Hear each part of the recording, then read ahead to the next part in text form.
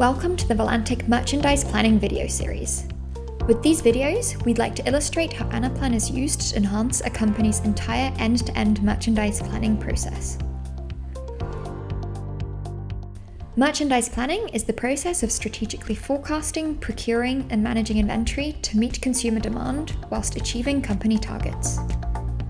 With Anaplan, merchandise planners can maximize sales and margin and minimize leftover stock by making sure that the right product is in the right place at the right time to meet consumer demand. Anaplan does this across all stages of the merchandise planning process.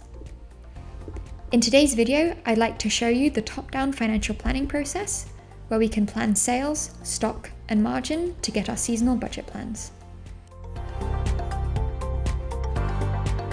On this initial page, executives can view the core components of top-down merchandise financial planning, including top-level performance indicators as well as the workflow status. The process starts with setting targets for sales, average selling price, and units on division, channel, and department level. Based on this sales plan, in a second step, we'll set the inventory metrics and average unit cost, as well as the stock turn. Once both sales and inventory plans have been created, the margin targets can be adjusted. Finally, we'll review the plans and submit the final version. On this page, I can view and adjust my sales target on total divisions level, then see my new broken down forecast by channel, and finally, I can see and adjust this forecast on department. In the top right corner of the page, I can select which department I want to plan, in my case, men's tops, as well as the channel that I'd like to focus on, in my case, retail. I'm also planning my base scenario. On my division's target, I have a baseline, which is a statistical forecast, and I have last year's sales, as well as a long-range plan that I can use as reference. Looking at the division's targets, the February value stands out to me. I remember that last year we faced stock delivery delays, which resulted in slow sales at the beginning of the season.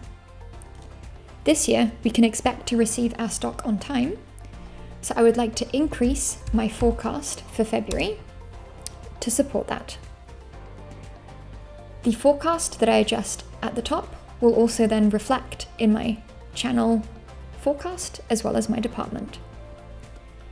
Once I'm happy with my forecast, I can move on to the inventory planning. Now I'm going to move on to the inventory planning.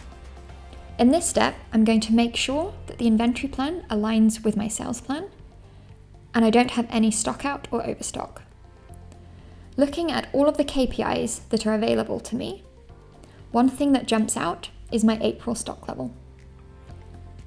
We've got a very low inventory turn, it's gone down to 3.8. So I'm going to reduce my receipts to try and bring it back up to a healthy number. I adjust my receipts by 40,000, and that brings it back up for April and the coming months, which is ideal as we move into the summer season. We don't want to be holding excess winter stock.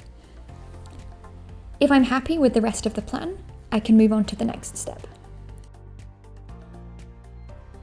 I'm going to assume that I've already completed my margin plan, and I'm now going to review my final forecast, compare any scenario that I've created, and as the final workflow step, I'm going to submit my plan. We're now at the end of the top-down merchandise financial planning process. If we have a look at our overview page, the new sales, stock, and margin plans are visible, and the workflow status is updated.